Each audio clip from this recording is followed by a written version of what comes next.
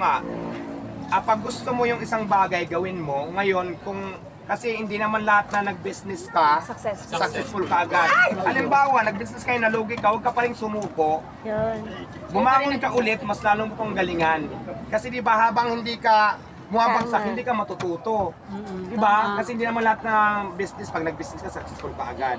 So ako ganun din naman kasi bago ako naging nakilalang negosyante, ang daming business ko na rin nagtinda ng kung ano-ano, pero hindi pa rin ako sumuko. To the point na darating na nga yung time na susuko na ako ng mga time na kalakasan ko na ang gusto nila, ayaw na ako pagtindahin. Di ba? Ano ba gusto nila sa buhay ko?